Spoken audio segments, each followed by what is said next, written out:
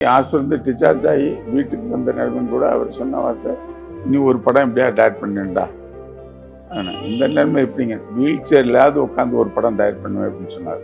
முதல் மரியாதை படம் பார்த்துட்டு ரீகார்டிங்காக படம் பார்த்து முடிச்சு வெளியே வரும்போது இளையராஜா அவருக்கு படம் பிடிக்கல. பர்பஸாக பெட்ரோல் பங்கு எதுக்கு போனார்னா, வாகினி ஸ்டுடியோவுக்கு ஆப்போசிட் உள்ள பெட்ரோல் பங்கு. அங்கே ஏன்னா இப்படி இருந்தால் ஆர்டிஸ்ட்லாம் அங்கே வருவாங்கல்ல, எஸ்பி பாலசுப்ரமணியன் சார் வந்தால் அந்த வண்டி முன்னாலெல்லாம் தொடச்சி விட்டுருக்காரு. அவர் இறந்ததுக்கு முதல் வாரம் கங்கைமன் நாங்கள் வந்தார், டேரக்டரை பார்க்கறதுக்காக வந்தார். பேசிகிட்டு இருக்கும்போது கங்கைமன்கிட்ட டே பழைய நினைவெல்லாம் சொல்கிறாரு. அந்த இறப்புக்கு முதல் நாள் அன்னைக்கு காலையில் நாங்கள் தேனிக்கு போக வேண்டிய கட்டாயம் வந்துருச்சு. இவ்வளோ பெரிய வெற்றிகளை கொடுத்த ஒரு மாபெரும் கலைஞருக்கு ஹாஸ்பிட்டலில் பணம் கட்டுறதுல கொஞ்சம் பிரச்சனை வந்துருச்சு. அதுக்கு என்ன காரணம்னு சொல்லி மனோஜ் ஹீரோ ஆக்கிறதுக்காக இதில் எப்படியாவது பயனை கொண்டு வரணுன்றதுக்காக டெய்லி ஒரு 15-20 கோடியை லாஸ் பண்ணார். அவருடைய இறப்புக்கு அதுவும் ஒரு காரணம். நிச்சயமா அதான் அந்த மார்கழி திங்கள் ஜெயிச்சிருந்தா மனோஜ் இப்போ இருப்பார். இப்போ மனோஜ் இறந்த பிறகு டாக்குமெண்ட்ஸ் எல்லாம் அவர் ஒய்ஃபு நந்தனா கண்ட்ரோலில் போகுது, அங்கே இருக்குது. இப்போ அந்த இடத்த சேல் பண்ணிவிட்டு பேலன்ஸ் பணத்தை வாங்கி கடன் அடைக்கணும்னா நந்தனா டாக்குமெண்ட் தரமாட்டேன்.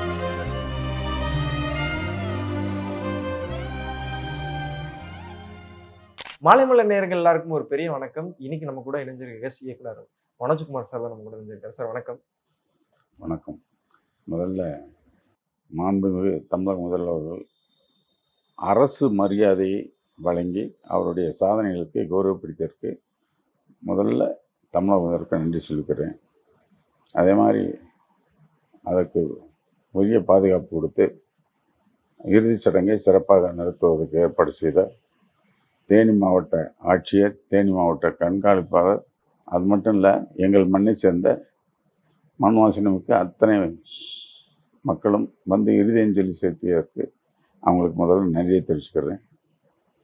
இத்தனைக்கும் ஒரு வரியில் அவருடைய உச்சம் பெற்ற இயக்குனர் இமயம் அவர்களுக்கு மிகப்பெரிய அரசு மரியாதை செய்த அரசுக்கும் மாண்புமிகு முதல்வர்களுக்கும் மீண்டும் நன்றியை தெரிவித்துக் கொள்கிறேன். சார், தமிழ் சினிமாவில் ஒரு பெரிய இழப்பை சந்திச்சுக்கிறோம். இன்னைக்கும் ஒரு பெரிய இயக்குனர் பாரதிராஜா சார் இன்னைக்கு நம்ம கூட இல்லைன்ற போது உங்களுக்கு எவ்வளோ கஷ்டமா இருக்கு? என்னை பொறுத்தவரையில் 2 விதமான இழப்பு எனக்கு. ஒன்று அக்கா, மாப்பிள்ளை, மச்சான். அதை தாண்டி எனக்கு தொழில் கற்றுக் கொடுத்து இன்றைக்கி நான் இத்தனை படங்கள் பண்ணி ஒரு இயக்குனராக, ஒரு ப்ரொடியூசராக, ஒரு டைரக்டராக வந்திருக்கேன்னா எல்லாத்துக்கும் காரணம் அவர் தான். 2 விதமான இழப்பு. அது மட்டும் இல்லை, அவரை பார்த்து தான் சென்னைக்கு வந்தேன், அவரை பார்த்து தான் கற்றுக்கிட்டேன் எல்லாத்துக்கும். இந்த இழப்பை என்னால் சொல்லவே முடியலை. எவ்வளோ பெரிய இழப்புன்னு என்னால் சொல்லவே முடியலை. அந்த இழப்பு இன்னும் மீளாமல் தான் இருக்கேன். இதுதான் புஷ். இன்னும் அவரை ஹாஸ்பிட்டலில் வச்சு பார்க்கும்போதும், ஹாஸ்பிட்டலில் ட்ரீட்மெண்ட் பண்ணும்போதும், கடைசியாக ஷிஃப்ட் ஆகி ஹாஸ்பிட்டல் டிஸ்சார்ஜ் ஆகி வீட்டுக்கு வந்த நேரமும் கூட அவர் சொன்ன வார்த்தை, என்ன பேசும்போது, "நீ ஒரு படம் எப்படியா டைரக்ட் பண்ணிடா." இந்த நிலைமை எப்படிங்க, வீல் சேர்லையாவது உட்காந்து ஒரு படம் டைரக்ட் பண்ணுவேன் அப்படின்னு சொன்னார். ஆசைப்பட்டார். அவருடைய ஆசை தான். அது மட்டும் இல்லை, படங்கள் ரிலீஸ் ஆகிற ஒவ்வொரு படங்களும் பார்க்கணுன்னு ஆசைப்பட்டார். ஒவ்வொரு படத்தையும் பார்த்த உடனே அவங்கள கூப்பிட்டு பேசணுன்னு. அதே மாதிரி தான் தாய் கிழவி பார்க்கணுன்னு ஆசைப்பட்டார். தாய் கிழவி பற்றி நல்லா சொல்கிறாங்களேன்னு சொல்லிட்டு அது பார்த்துட்டு உடனே ராதியா வர சொல்லு அப்படின்னாரு. ராதியா வர சொல்லி இந்த படம் பார்த்தேன், இந்த படத்துக்கு உனக்கு நேஷனல் அவார்டு கொடுக்கணும் அப்படின்னு சொல்லி அவ்வளோ தூரம் வாழ்த்தினார். அவங்களும் அவர்கிட்ட ஒரு குருநாதர்கிட்ட எப்படி ஆசீர்வாதமோ அது வாங்கிட்டு போனாங்க. ஒவ்வொரு படமும் ரிலீஸ் ஆகும்போது ஒவ்வொரு படத்தையும் பார்க்கணுன்னு ஆசைப்பட்டார். அதில் இன்னொரு என்னென்னா, இன்று வரக்கூடிய இளைஞர் கூட நம்மளும் போட்டி போட்டு ஒரு படத்தை கொடுக்கணும்னு ஆசைப்பட்டார். ஒரு படம், இன்னொரு படம் நான் டைரக்ட் பண்ணணும், வீல் சேரில் உட்காந்து கூட டைரக்ட் பண்ணுவேன் அப்படின்னு அந்த ஆசை இருந்தது. அதுக்கான விஷயங்களில் சிந்தனையிலே இருந்தார். கடைசியாக ரெக்கவராகி இந்த 3 மாதம் ரொம்ப நல்லா இருந்தார். டெவலப்மெண்ட் அக்காமசிங் பண்ணி இதெல்லாம் பண்ணியிருந்த டைம் கூட க்ளோஸ் பண்ண பிறகு வாய்ஸ் எல்லாம் திருப்பி நல்லா வந்தது, நல்லா பெஸ்ட்டாக இருந்தது. இன்னும் கொஞ்ச நாள் இருந்திருந்தாருன்னா எந்திரித்து நினச்சி அவர் நினைத்த சாதனையை பண்ணியிருக்க முடியும். இன்னொரு படம் டைரக்ட் பண்ணியிருப்பார். கால சூழ்நிலை, இறைவன் அவரை அழைச்சிக்கிட்டார். அது மிகப்பெரிய இழப்பு. இது எங்கள் குடும்பத்துக்கும், எங்களுக்கும், திரையுலகுக்கும் சொல்ல முடியாத இழப்பு, எந்த அளவுக்குன்னு சொல்ல முடியாது. யாராலும் இழப்புங்க ஒரு வரைமுறைப்படுத்த முடியாத இழப்பாயிடுச்சு. எனவே கடவுள் அழைச்சிக்கிட்டாரு. அவருடைய ஆத்மா இறைவனடி சாந்தி ஆகணும்னு கடவுளை வேண்டிக்கிறேன். சரி. என்னதான் அவரோட சொந்தம் என்னதான் தாண்டி ஒரு இயக்குனரா அவர் உங்களுக்கு நிறைய விஷயம் சொல்லி கொடுத்துருப்பாரு. ம். என்னெல்லாம் கத்துக்கிட்டீங்க ஒரு இயக்குனர்? அவர்கிட்ட நான் மெயினாக கற்றுக்கிட்டதே என்னென்னா, ஃபஸ்ட்டு நான் அலைகள் உயிரில் வந்து அசிஸ்டண்டாக ஜாயின் பண்ணேன். கல்லூர கவிதைகள் வரைக்கும் 18 படம் அசிஸ்டண்ட் டேரக்டராக ஒர்க் பண்ணேன். அவர் எடிட்டிங் டேபிளில் அவர்கிட்ட கற்றுக்கிட்டது மெயினானா, நான் ஷூட் பண்ணிகிட்ருப்போம், எல்லோரும் எடுத்து வச்சுப்போம். அப்போயெல்லாம் ஃபில்ம் ஃபார்மேட்டில் இருக்கும். ஆமா, ஆமா. ஃபில்ம் டிஜிட்டல் ஃபார்மேட்டில். ஸோ கட்டிங்ஸ்லாம் தேடி எடுத்து வச்சுருப்போம். பின்னால் நான், டைரக்டர் மனோபாலா, ரங்கராஜன், மணிவண்ணன் எல்லாம் அசிஸ்டன்ட்ஸ். அப்போ அந்த டைமில் சித்ராலட்சுமன் 5 பேரும். நான் தான் கடைசி அசிஸ்டண்ட்டு. எடுத்து அந்த ஃபிலிம் கட்டிங்ஸில் எடுத்து ரெடியாக வச்சுருப்போம். சொல்லுவார், அப்படியே போயிட்டுருக்கோம், நிப்பாட்டுங்க அப்படின்னாரு. அந்த வட்டக்கோட்டையில் அந்த ஈவினிங் சன் செட்டப் அந்த பையனை ஓட வச்சு எடுத்தேனே அந்த ஷாட் இருந்து எப்போ எடுத்த ஷாட்டு ஒரு 2 மாதத்துக்கு முன்னாடி இருந்தது. வட்டக்கோட்டையில் அந்த சன் செட்டில் ஒரு பையன் ஓடிக்கும் போது எடுத்தேன்ல அந்த ஷாட் எடுத்தாங்க. அப்புறம் ராதா வந்து சன் லிப்பு வந்து ராதாவுக்கு லிப்பில் இருக்கிற மாதிரி ஏர்லி மார்னிங் சன்ரைஸில் அந்த பாறையோட ராக்கில் எடுத்தேன்ல அந்த ஷாட் எடுனார். அவ்வளவு ஷாட்டும் அவர் மைண்டில் இருக்கும். அவர் அத்தனை ஷாட், இப்போ அந்த படத்தில் எத்தனை ஷாட் எடுத்தாருன்னு அவருக்கு தெரியும். நாங்கள் உள்ளே இருக்கவங்களுக்கு தெரியும், பதறுவோம். இதை அந்த கேனில் தெரியும், இந்த கேன் இந்த கேன் எடுத்து கொடுப்போம். அதில் மார்க் பண்ணி இதை தூக்கி போடுங்க, இதை தூக்கி போடுவோன்னா ஒவ்வொரு ஷாட்டும் அத்தனையும் 2 மாதம் ஆனாலும் 3 மாதம் மைண்டில் வச்சுருப்பார். அந்த எடிட்டிங்கில் வந்து மிகப்பெரிய விஷயம் என்னென்னா, நான் ரொம்ப கற்றுக்கிட்ட விஷயம்னா, முதல் மரியாதை படம் ஃபஸ்ட்டு வெர்ஷன் ஒன்று எடுக்கிறாரு, எடிட் பண்ணி காமிச்சிட்டாரு. முதல் மரியாதை நாங்கள் எல்லாம் பார்த்துட்டு இது பண்ணால் ஒரு வருஷம் இருந்தது. அவர் பார்த்து அப்படி பார்த்து இது பண்ணவர், இல்லை நாளைக்கு ஒரு வருஷம் கரெக்டாக ஃபஸ்ட் ஹாஃப் செகண்ட் ஹாஃப் மாறிடுச்சு, செகண்ட் ஹாஃப் ஃபஸ்ட் ஹாஃப் மாறிடுச்சு. இமேஜே பண்ணுது. அப்புறம் ஃப்ளாஷ்பேக்கில் கதை சொல்கிறாரு, ஸ்ட்ரைட் நரேஷன் இந்த கதையை தூக்கி ஃப்ளாஷ்பேக்கில் சொல்கிறாரு. ஆனால் எடுத்த படம் மட்டும்தான், ஆர்டரை மாத்திரம் இது பண்ண. எடிட்டிங் நாலேஜ் இருக்க மிகப்பெரிய இயக்குனர் அவர். அவருக்கு எடிட்டர், மிகப்பெரிய எடிட்டர். டான்ஸ் தெரியும், ஃபைட்டு தெரியும், டைலாக் என்னன்னு தெரியும், அத்தனையும் தொழிலில் இதெல்லாம் தாண்டி மிகப்பெரிய எடிட்டர். எடிட்டர் தான் ஓடிட்டுருக்கோம். அவர் மைண்டில் ஃபுல்லாக எடுக்கும்போது ஷார்ட் கட் பண்ணது சொல்லுவார், இல்லை இந்த ஷார்ட் அங்கே போட போகிறேன் அப்படின்வார். எடிட்டர்கிட்ட மார்க் பண்ண கொடுக்கும்போது நம்பர் போட்டுருவார். 1 2 3 4 நம்பர் போட்டுக்குவார். 6வது சட்டம் பண்ணுவார், 8வது சட்டம் தூக்கி போடுவார், மாற்றி போடுவார். எடிட் பண்ண கரெக்டாக இருக்கணுவார். கட் பண்ணி ஓட்டினா அவன் ஆர்டர் கரெக்டாக இருக்கும். அந்தளவுக்கு மிகப்பெரிய எடிட்டர்.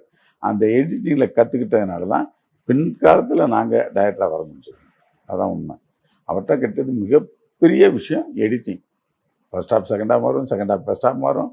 ஆர்டர் ஃபுட்டேஜை கரெக்ட் பண்ணணும் அப்படின்னா, சரி வேணாம் இதை தூக்கி மாடேஜ் சாங்கில் தூக்கி போட்டுரு, லென்த்து ஜாஸ்தியாக இருக்குன்னா அதை ஷார்ட்டில் தூக்கி போடுவார். அங்கே கரெக்டாக ஆப்டாக உட்காரும். அதை விட என்னென்னா, இவர் என்ன ஃபீல் பண்ணுறாரோ அதை இளையராஜா கொடுப்பார். முதல் மரியாதை படம் பார்த்துட்டு ரீகார்டிங்காக படம் பார்த்து முடிச்சுட்டு வெளியே வரும்போது இளையராஜா அவர்களுக்கு படம் பிடிக்கல. பார்த்தோன்னே சொல்லிட்டாரு, ஒரு மாதிரியா இருக்குது, நிறையா இப்படி இந்த மாதிரி இருக்குது, கொஞ்சம் வேறு ஏதாவது சேஞ்ச் பண்ணி ஷூட் பண்ணிட்டியான்னு நேராகவே சொல்லிட்டாரு. நேராக எல்லாத்தையும் அவங்க 2 பேரும் நேராக பேசுவாங்க. அப்படியே நீ வேற எடுக்கிறதுக்கு நீ வாசிங்க, இல்லை நான் சொல்லிட்டேன், கொஞ்சம் ரிஸ்க் எடுத்திருக்க, கொஞ்சம் எல்லாம் கரெக்ட் பண்ணி எதாவது பண்ணணும் அப்படின்னு. இருக்கிறதுக்கு வாசி போதும். ஆனால் அவர் பிடிக்காத படத்துக்கு மனுஷன் வாசித்தார் பாருங்க, அவ்வளவும் பர்ஃபெக்ஷனாக அப்படி இருந்து இவ்வளவுக்கு அவருக்கு பிடிக்கல. ஆனால் தொழிலில் கரெக்டாக இருந்தால் அவ்வளோ அந்த படத்துக்கு காப்பாற்றனே ரீகார்டிங் தான். ரீகார்டிங் தான் அந்த படத்தை அப்படி தூக்கி நிப்பாட்டுச்சு. அதனால் அவங்க 2 பேருடைய காம்பினேஷன் இருக்குல்ல, இமேஜே பண்ண முடியாது. இவர் நினைக்கிறது அவர் கொடுப்பாரு. அவர் இந்த இடத்துல ஷூட்டிங்கில் எடுத்துகிட்டு இருக்கும்போதே சொல்லுவார், ஷூட்டிங் ஷாட் எடுத்து விட்டு அந்த உள்ள ஓடி வந்துட்டுருக்கு, சீஸ்வரில் வச்சு எடுத்துக்க, தகுதும் தகுதும் தகுதும் தகுதும் தகுதும் தகுதும் தகுதும் தகுதும் அவனை என்னங்க இந்த சாங்கை அவன் போடுவான் விடு என்ன எம்டி ஷாட் எடுத்து வந்து அங்கே இவர் பாடி காமிச்சிட்டு இருப்பார், இதை அவன் போடுவாங்க. யார் ராஜாவுக்கு இடம் கொடுக்குங்கள, சைலண்ட் விடுவார். அவர் சொல்லுவார், ரொம்ப சைலண்ட், இதான் லேகா, ஏய் ராஜா வாசிக்க வேணாமா, வெறும் இதை போட்டால் எப்படி வாசிப்பாப்புல, வாசிக்கிறதுக்கு இடம் கொடுக்குன்னு சைலண்ட் போடுவார். சைலண்ட்டை போட்டு அதே சொல்லுவார், ராஜா வாசிக்கிறதுக்கு இடம் வேணும் இல்லை, சும்மா டைலாக் பேசினா அதுக்கு இளையராஜா வாசிக்கணும்ல அப்படின்னு சொல்லுவார். ஸோ அவரை பொறுத்தவரையில் சின்ன விஷயங்களை விட ஓடிட்டு இருக்கும்போது இளையராஜா மைண்டில் ஓடிட்டு இருப்பார். ஷார்ட் எடுக்கும்போதே யோசிப்பார், இப்போ ஒரு ஹீரோனுக்கு க்ளோஸ்அப் எடுத்து இது பண்ணால் கூட சஷன் பண்ணி இப்படி திருப்பி இப்படி இருப்பார், அப்படி பார்த்துட்டு அப்படி சிரி அப்படின்னு ஏன்னா இதுக்கு ஒரு ஆர்ஆர் போடுவான், இதுக்கு சிரிக்கிறதுக்கு ஒரு ஆர்ஆர் போடுவான், அதுலேயே 2 ஆர்ஆர் வரும். இளையராஜா அது இருக்கணும், அது சொன்னது மாதிரி இங்கே நடக்கும். அதான் எடுக்கும்போது ராஜா சார் மைண்ட்ல ஓடிட்டு மைண்டில் வச்சு தான் எடுப்பார். ஷார்ட்டே சொல்லுவார், ட்ராலி போட்டார், ட்ராலி அவர் தள்ளுவாருங்க. ட்ராலி போட்டால் ட்ராலி உங்க சொல்லிட்டு உள்ள நான் அளவா இப்படி தள்ளணும்னுவார், தள்ளிட்டு இந்த இடத்துல பொசிஷன் நிற்கணும்னுவார். ஏன்னா இதுக்கு அப்புறம் கையில் சொடக்க இது பண்ணுவார். ட்ராலி தள்ளும்போது 1 2 3 4 5 6 7 கட்டு, இது கரெக்டாக 2 பார் வந்தது. அழகாக ராஜா வாஸ்தர்வாப்பில் விடுது. மியூசிக் என்ன போடுவாருன்னு டிசைட் பண்ணி இவருங்க இது பண்ணுவார். அதே மாதிரி இவர் நினச்சதான் அவர் போடுவார். அந்த மாதிரி அது இனி ஒரு காலகட்டத்தில் இன்னொரு சகாப்தம் இன்னும் 100 வருஷம் ஆனால் கூட அப்படி ஒரு காம்பினேஷனில் வரவே வராது. சார் நிறைய அவரோட கூட பழகின ஆட்கள் நிறைய பேரை ரசிச்சிருக்கணும். ராஜா சாரும் பாரதி ராஜா சாரும் கூட இருந்த நட்பு எப்படி இருக்கும்? அவங்க நேரில் பேசிக்கிட்டு அது நட்பு என்னன்னா மிகப்பெரிய ஆழமான நட்பு. எங்கள் டைரக்டர் வந்து முதல் மலேசியா டிபார்ட்மெண்ட்டில் ஒர்க் பண்ணார். முதல்ல ஃபஸ்ட்டு என்னென்னா இவர் மிலிட்ரியில் போய் ஜாயின் பண்ணி போனவர். ஓகே. மிலிட்ரி டிக்ளைன் வந்துட்டார். அதுக்கப்புறம் மலேரியா டிபார்ட்மெண்ட்டில் போய் ஜாயின் பண்ணுறாரு. ஓகே. மலேரியானா வீட்டில் வந்து காய்ச்சல் இருக்குது, அதுவெல்லாம் செக் பண்ணிட்டு கோடு போட்டு எழுதுவாங்க தெரியுங்களா வில்லேஜில், அது மாதிரி. அந்த மாதிரி வந்து பண்ணைப்புறத்துக்கு இவர் மலேரியா டிபார்ட்மெண்ட் ஆஃபீஸராக போகிறாரு. அப்போ முதல் முறையாக அவர் போகும்போது பேண்ட் ஷர்ட்டு போட்டுமே இந்த உள்ள யாரோ ஒருத்தன் பேண்ட் ஷர்ட்டு போட்டவன் வான்னு சொல்லிட்டு பாஸ்கர் கூப்பிட்டு வச்சு வாங்க என்னன்னு நான் மலேரியா அப்புறம் வாங்க உட்காருங்க காப்பி கடையில் போய் முதல்ல வாங்க காப்பி சாப்பிடலாம் அதெல்லாம் சொல்லி காப்பி சாப்பிட்டு முடிச்சு நீ பணம் கொடுத்துட்டு பாட்டுருக்கேன். அது பாஸ்கர். அப்போ யாருன்னு கேட்கும்போது இந்த மாதிரி நாங்கள் பாலர் பிரதர்ஸு இதுன்னு சொல்லும்போது அங்கே பழக்கமானது தான் சின்ன சின்ன விஷயங்களில். அவங்க பாலர் பிரதர்ஸு கச்சேரி நடந்தது, அவங்க கம்யூனிஸ்ட் பார்ட்டியுடைய கச்சேரி, அவங்க கச்சேரியில் போய் பழகின விஷயம் அப்படியே ஃப்ரெண்ட்லியாக பழகி அடிக்கடி போகும்போது உங்களுக்குள்ளே ஃப்ரெண்ட் ஆகிட்டாங்க. இவருக்கு எய்ம் என்னென்னா ஃப்ரெண்ட் ஆன பிறகு ஒவ்வொரு வருஷமும் ஏப்ரல் 14 தேனி அலிநகரத்தில் திருவிழா, மிகப்பெரிய திருவிழா, அதாவது தமிழ் புத்தாண்டு திருவிழா, வீரப்ப ஐயனார் கோயில் இது நடக்கும். அந்த கோயில் அன்னைக்கு அங்கே ஈவினிங்கில் வந்து ட்ராமா போடுவாங்க. அந்த ட்ராமாவுக்கு இவர் அங்கேருந்து வந்து நடிப்பார். அங்கேருந்து வருவார், சென்னையிலேருந்து வர வைப்பாங்க. வந்து அங்கே என்ன அனௌன்ஸ் பண்ணுவாங்கன்னா இளையராஜா சார் தான் மியூசிக் போடுவார், பாலர் பிரதர்ஸ் வாசிக்காங்க, இவர் ஹீரோ. ஓ நெஞ்சமே ட்ராமா பேர் அப்போல்லாம் இந்த ஓ நெஞ்சமேன்னு ஒரு ட்ராமா, அதில் போட்டு இவர் நடிப்பார். இது அவர் மியூசிக் போடுவாங்கன்னா அந்த டைமில் வந்த நட்பு அப்படியே இதாகி இல்லைப்பா நான் சினிமாவுக்கு தான் போகணும்னு சொல்லிட்டு அப்போ வந்து இவர் சினிமாவுக்கு அலைஞ்சிருந்த நேரம், சினிமாவில் சான்ஸ் கிடைக்காத நேரம், பெட்ரோல் பங்கில் வேலை பார்க்குற நேரம், அந்த நேரத்துலையும் கூட இங்கே வந்து நடிக்க வரும்போது அங்கே என்ன அனௌன்ஸ் பண்ணுவாங்கன்னா சென்னை வானொலி நடிகர் பால் பாண்டியன் நடிக்கும் வானொலி நடிகர். அப்போ என்னன்னா சான்ஸ் கிடைக்காதனால டிவியில் போய் ஒளிச்சித்திரம் பண்ணுவாங்கள்ல, அப்போ இடையில வாய்ஸ் கொடுப்பாங்க. அந்த வாய்ஸுக்கு போய் அப்போ 25 ரூபா பேட்டா கிடைக்குன்னு அதில் போய் பேசிட்டு வந்திருக்காரு. அதுதான் சொல்லுவாங்க சென்னை வானொலி நடிகர் பால் பாண்டியன் நடிக்கும் அப்படின்னு போடுவாங்க. அதுக்கு ட்ராமா பண்ணாங்க. அப்போ தொடர்ந்த நட்பு. அதுக்கப்புறம் எப்படியாவது சினிமாவுக்குள்ளே வரணும்னு ஆசைப்பட்டு பெட்ரோல் பங்கில் பர்பஸாக பெட்ரோல் பங்கு எதுக்கு போனார்னா வாகினி ஸ்டுடியோவுக்கு ஆப்போசிட் உள்ள பெட்ரோல் பங்கு. அங்கே ஏன்னா இப்படி இருந்தால் ஆர்டிஸ்ட்லாம் அங்கே வருவாங்கல்ல, பெட்ரோல் போடுவாங்கல்ல, அப்போ அவங்கள பார்த்து பேசிடலாம்னு சொல்லிட்டு அப்படியே போய் பெட்ரோல் பங்கில் இருந்துக்கிட்டு வாகினி ஸ்டுடியோவுக்கு ஆப்போசிட்டில் பெட்ரோலுங்க போடும்போது எஸ்பி பாலசுப்ரமணியன் சார் வந்தால் அந்த வண்டி முன்னாலெல்லாம் தொடச்சி விட்ருக்காரு. அப்படியே சுத்தம் பண்ணி இதெல்லாம் தொடச்சி தொடருமே அவர் பார்த்து என்னப்பா துடைக்க வேணும், இல்லை சார் உங்களுக்கு நல்லா துடைக்கணும்னு சொல்லிட்டு விட்டேன் பழவடிங்க. அப்போ அவர் கொஞ்சம் நிறைய பாடலாம் பாட வச்சு ஃபேமஸ் ஆகிட்டார். திருப்பி இவர் வண்டி வந்தால் ஓடி போய் கண்ணாடியெல்லாம் தொடச்சி விடுறதானே, நீ என்ன தெரியுங்க, இல்லை சார் நானும் சினிமாவுக்கு தான் ஆசைப்பட்டேன் வந்தேன், வேலை கிடைக்கிறனால பெட்ரோல் பங்கு இருக்குங்க அப்படின்னு அவர் ஆச்சரியப்பட்டு அப்படின்னு முதல் முறையாக சினிமாக்காரரை சமைச்சது எஸ்பி பாலசுப்ரமணியன் தான். அவர் சமைச்சிட்டு பேசிட்டு இது பண்ணப்போ அப்படியேப்பா அப்புறம் இங்கே வந்திருக்கேன், இல்லைங்க சர்வை பண்ணல, அதை என்ன பண்ணுறேன்னா சரி வா சொல்கிறேன் ஒரு இடத்துக்கு சொல்கிறேன்னு சொல்லிட்டு 2 நாள் கழிச்சு கூப்பிட்றேன்ட்டு 2 நாள் கழிச்சு ஒரு வெயிட் பண்ண அதே மாதிரி வந்திருக்காரு. வந்ததுமே என்ன சொல்லிருக்காரு, வா ஒரு டேரக்டர்கிட்ட கூப்பிட்டு போகிறேன் நேராக வாணிஸ்வரில் டேரக்டர் புட்டனா கன்னட படம் எடுத்துருங்க, அவர்கிட்ட போய் இந்த பையன் நிறைய அசிஸ்டன்ட் டேரக்டராக ஒர்க் பண்ணணும்னு ஆசைப்படுறேன் சினிமா சார்னு பாருங்க. இவர் அங்கேயே நின்றுருக்காரு. அவர் சொல்லிட்டு போயிட்டார். ஈவினிங் வரைக்கும் அவர் ஒன்றும் அவங்க கூப்பிடல இது பண்ணல. மற்ற அசிஸ்டன்ட் இவர் திருப்பி வந்து பறவைக்கும் பெட்ரோல் பங்கில் நின்றுருக்காரு. என்ன போகலையாண்ணா, இல்லை அவர் கூப்பிடுறேன், ஆடா நீ வேற இல்லைன்னா மறுநாள் காலையில் அவர் வீட்டில் போய் நிற்கணியா என்னன்னு அவர் வண்டி ஏறும்போது கூட வண்டியில் ஏறி போயிரு அப்படின்னு சொல்லிட்டு மறுநாள் காலையில் புட்டனக்கானல் வீட்டை தேடி பிடிச்சி கண்டுபிடிச்சி டி நகரில் அவர் வண்டி போகும்போது முன்னாடி ஏறி உட்காந்துருக்காரு. என்னப்பா நீ சார் பாலு சார் சொன்ன ஓ ஆமாம் வாவான்ட்டு அப்போ தான் அவரை கூப்பிட்டு அசிஸ்டன்ட் டைரக்டராக முதல்ல கிளப் படிக்க சொல்லியிருக்காரு. இவர் சினிமாவுக்குள் வருவதற்கு காரணம் எஸ்பி பாலசுப்ரமணியம் சார். முதல் ஆளா சந்திச்ச முதல் ஆளாக அவர் தான். இவர் ஜாயின் பண்ணி அது போய் அசிஸ்டண்டாக அந்த படம் பண்ணிட்டு வரும்போதே இவருக்கு என்ன தோணுச்சு, அவங்கள கூப்பிடணும். யார் இளையராஜா, கங்கமரன்லாம் கூப்பிட்டு வந்துடணும். இவர் கூப்பிட்டு வரணும். இவருக்கு அந்த இதை இது பண்ணும்போது இவங்க அங்கேருந்து ஃபோன் பண்ணிருக்காரு. இந்த மாதிரி எஸ்பி பாலசுப்ரமணியத்தை லெட்டர் தான் அனுப்பிச்சிருக்காரு. பாலசுப்ரமணியம் பார்த்துட்டு அவர் புட்டனக்கானல் சேர்த்துட்ருக்காரு. ஒருங்க உங்களை கூப்பிட்றேன், நீங்கள் எல்லாம் கிளம்பி வந்துருங்க. இந்த தகவல் கிடைச்சதுமே சேர்ந்தாச்சு. உள்ளே இருக்கணும்னா அவங்க எதுவுமே கேட்காம அங்கேருந்து கிளம்பி வந்துட்டாங்க. புரியுது. இவர் போய் இப்போ ராம் தேட்டர் பக்கத்தில் ஒரு மேக்கப் மேனுடைய அசிஸ்டண்ட் அவர் ரூமில் தங்கிட்டு லெட்டர் அனுப்பிச்சிருக்காரு. இந்த மாதிரி பாலசுப்ரமணியம் பார்த்துட்டு அசிஸ்டண்டாக சேர்த்துட்டாங்கன்னு சொல்லுமே அவங்க எதுவுமே கேட்காம கிளம்பினாங்க. வந்த ராம் தேட்டர் பக்கத்தில் இன்னுமே என்னன்னு கேட்கும்போது வந்துட்டோன்னே என்ன சொல்ல மாட்டேங்க, சரி வாங்கன்னு சொல்லிட்டு அப்படி இருந்த காலகட்டங்களில் தான் அந்த நட்பு தான் ஸ்டார்ட் ஆகி அப்போ இவங்களுக்கு ஃப்ரெண்டாக போனதும் ஆர் செல்வராஜ், அன்னக்கிளே ஆர் செல்வராஜ் இவங்களுடைய ஃப்ரெண்ட்ஷிப்பை மாற்றின இது பண்ணுது. அதுக்கப்புறம் அந்த வந்தவுடனே என்ன பண்ணுன்னு தெரியாமல் அப்புறம் இவருக்கு கிடைக்கிற பேட்டா கன்வின்ஸை வச்சு எல்லோரும் இப்போ சாப்பாடு போட்டு இது பண்ணி அவரை விடனே. இன்ஃபேக்ட் அந்த காலகட்டங்களில் இமேஜே பண்ண முடியாத விஷயம், மெஸ்ஸில் போய் டோக்கன் வாங்கி வச்சுருவாங்களாம். டோக்கன் அப்போ 55 பைசா 60 பைசா டோக்கன் முழு சாப்பாடு. இதை வெயிட் பண்ணிகிட்டே இருந்து 11 மணிக்கு தான் போய் வெயிட் பண்ணுவாங்களாம். ஏன்னா காலையில் சாப்பாடு கிடையாது. 11 மணிக்கு போயினா ஃபுல்லாக சாப்பிட்டா நைட் சாப்பாடு சேர்த்து சாப்பிட்றது, ஒரே டைம் சாப்பாடு. அந்த 55 பைசாவுக்கு சாப்பாடு, அதுக்கு காசு கொடுக்குறது யாருன்னா டைரக்டர் பாரதிராஜா. இந்த 4 பேருக்கு இதெல்லாம் கொடுத்து அங்கே தான் தங்க வச்சு.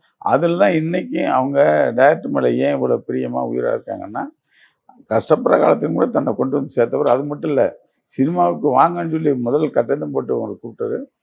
அதில் அவங்களோட நட்பு மிகப்பெரிய நட்பு. அதை தாண்டி என்னென்னா, இவருக்கு அன்னக்கிளி படம் சான்ஸ் கிடைக்கும்போது இவருடைய ஃப்ரெண்டு இவர் ஆர் செல்வராஜ் தான் அழைச்சிட்டு போய் பஞ்சு சார்ட்டை கூப்பிட்டு அழைச்சிருக்காரு. பஞ்சாரம் செல்வது இந்த பையன் ஊர்லேருந்து வந்திருக்காரு கேட்பாருன்னா அங்கே சாங்கெல்லாம் வாசித்து காமிச்சிருக்கேன். அதில் சான்ஸ் கிடச்சிது.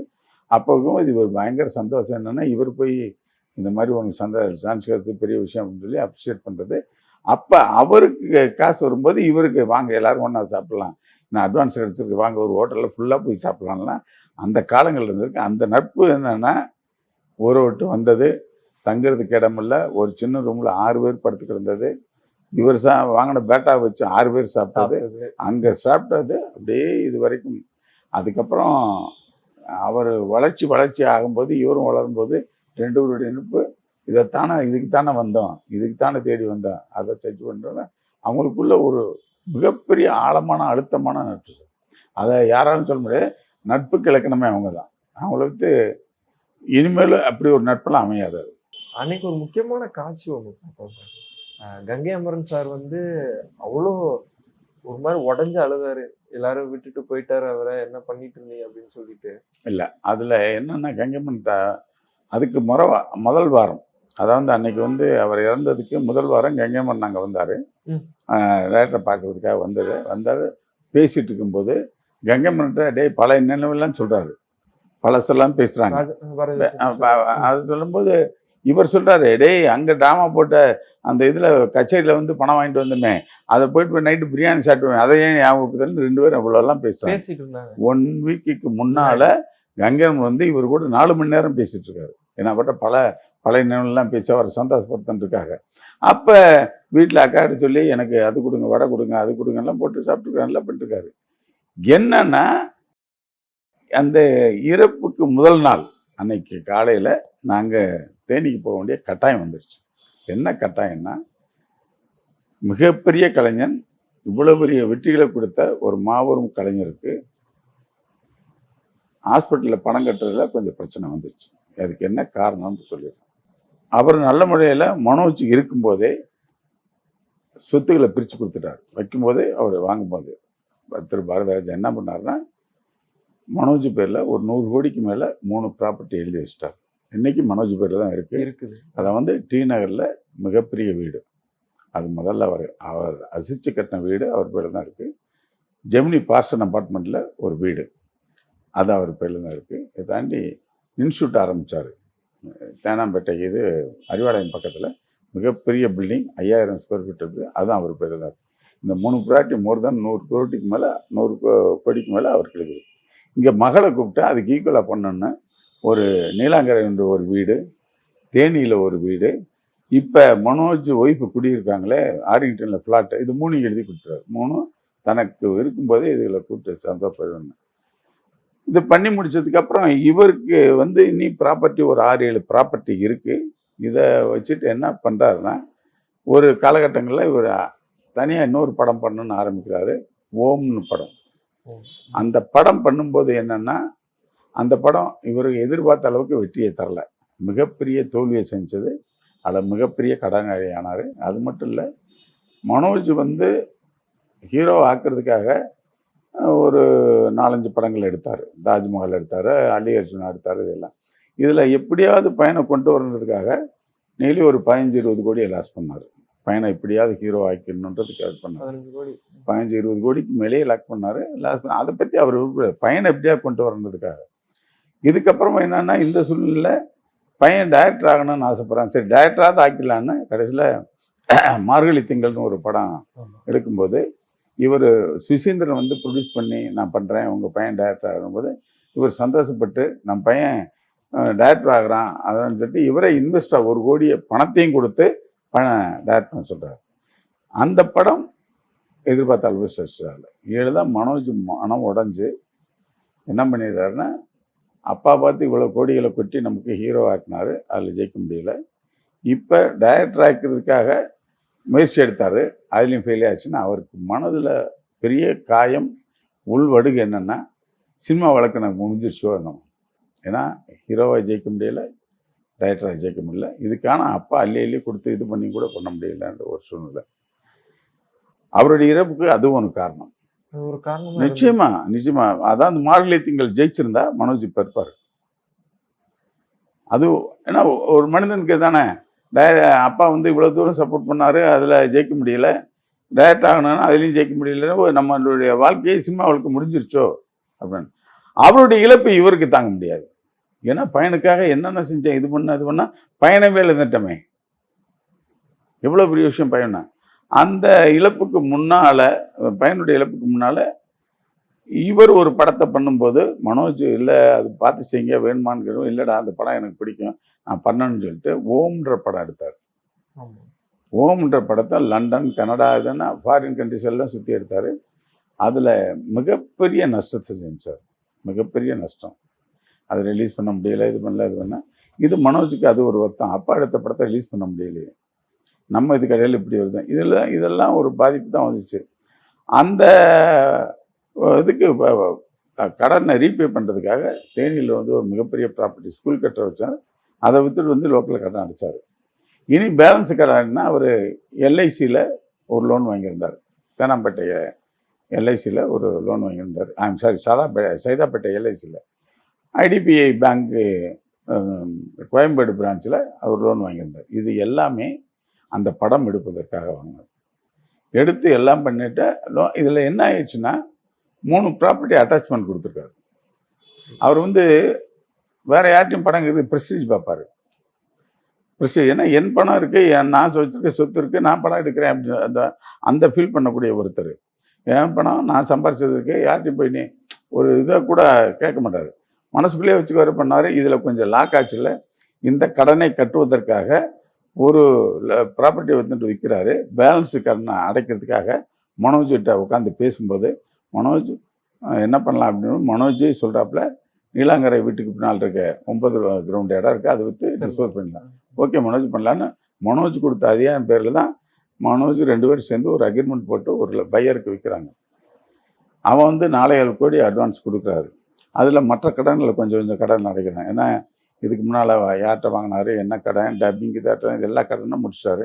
இன்னும் ஒரு 6 கார்டு வாங்கி திருப்பி கட்டணும், அவருக்கு அடைக்கணும். இந்த நிலைமையில தான் மனோஜுக்கு ஒரு சின்ன ஆப்ரேஷனுக்கு அப்புறம் இறந்து போகிறாரு. இறந்து வந்து ஃபெடப் இவர் இதாகிடுச்சு, அந்த பிரச்சனை இதாகிடுச்சு, எல்லாம் பெரிய இதாகிடுச்சு. அக்ரிமெண்ட் போட்டு எல்லாத்தையும் கமிட் பண்ணது யாருன்னா மனோஜும் அவங்க அப்பாவும். இப்போ இந்த கடனை அடைக்கிறதுக்காக இந்த பிரச்சனை முடியும்போது என்னன்னா, இதெல்லாம் பண்ணிக்கும்போது மனோஜ் நல்ல நிலையில் இருக்கும்போதே நீ டேக் ஓவர் பண்ணிக்க அப்படின்னு சொல்லிட்டு எல்லா டாக்குமெண்ட்ஸும் மனோஜ்கிட்ட கொடுத்துறாரு. மனோஜ் கஸ்டடியில் லாக்கரில் போய் வச்சுக்கிறாரு. ஏன்னா நல்ல விதமாக பையன் பார்த்துக்கட்டும், நம்ம சில விஷயங்களை இழந்துக்கிட்டே வர்றோம் அப்படின்றதுக்காக. இப்போ மனோஜ் இறந்த பிறகு டாக்குமெண்ட்ஸ் எல்லாம் அவர் ஒய்ஃபு நந்தனா கண்ட்ரோலில் போகுது, அங்கே இருக்குது. இப்போ அந்த இடத்த சேல் பண்ணிவிட்டு பேலன்ஸ் பணத்தை வாங்கி கடன் அடைக்கணும்னா நந்தனா டாக்குமெண்ட் தர மாட்டேங்குது. அவருடைய ப்ராப்பர்ட்டி, அவர் பட்ட கடனை அடைக்குவதற்கு அவர் ப்ராப்பர்ட்டியை விற்றுட்டு அந்த டாக்குமெண்ட்டை வாங்கி கொடுக்க முடியல. அதுக்காக அவருடைய நண்பர்கள் எல்லாம் போய் கூட கேட்டு பார்த்தாங்க. அதில் அந்த பொண்ணு தப்பாக சொல்ல மாட்டேன், யாரோ மற்றவங்க அதை இயக்குறாங்க. அதுக்கு என்ன பாதிப்புன்னா, ஐயோ இந்த வயசில் கணவன் இழந்துட்டோம், நமக்கு ஃபியூச்சர் இப்படி இருக்குமோ பயம். அது பயம், நியாயமான பயம். பொம்பளை பிள்ளைய வச்சுருக்கோன்றதில் ஏதோ மற்றவங்க பேச்சை கேட்டு அதை செய்ய மாட்டேன்னுச்சு. அதில் ஒரு மனம் வருத்தம் ஆயிடுறாரு. ஏன்னா நம்மளுடைய சொல்லுக்கு ஹாஸ்பிட்டல்லேருந்து வந்து இப்போ உடம்புநிலை இப்படி வரவுமே நம்ம சொல்லுக்கான மரியாதை இல்லையோன்ற வருத்தம் டாக்டருக்கு இருக்குது. ஏன்னா அந்த கடன் அடைச்சிருந்தா இப்போ அந்த ஒரு சின்ன விஷயம் என்னென்னா, எப்படி இருந்தாலும் இடத்த எழுதி கொடுத்தாச்சு, 4.5 கோடி வாங்கியாச்சு, பாக்கி 6 கோடி கொடுத்தா கடன் அடைக்குது, கடன் இல்லாமல் போயிடும், மைண்டு ஃப்ரீ ஆகிடும். அதை அடைக்கலை, ஸ்டில் இது வரைக்கும் கடனாளியாக இருக்காரு. அதுதான் ஜனனி கூட என்ன பண்ணுவோம், எங்கள் அப்பா கடனாளியாக சாகுறாரு. அதை 2-3 நண்பர்களெல்லாம் கூட டேரக்டருடைய நெருங்கிய நண்பர்களை முயற்சி பண்ணாங்க. பேசும்போது அதை வச்சுக்கிட்டு சில பைண்டிங் வச்சுட்டு தரமாட்டேங்குது. அது அப்படி செய்யக்கூடிய பொண்ணு இல்லை, இருந்தாலும் யாரோ சொல்லி கொடுத்து கேட்குறாங்க. மனோஜ் இறந்த பிறகு இப்படி போட்டு பண்ணது இந்த இதில் இவருக்கு மிகப்பெரிய மன கஷ்டம் இருந்துச்சு. ஒரு கடன் அடைக்க முடியல, கடனால் உட்காந்துருக்கேன், ஹாஸ்பிட்டலில் உட்காந்து.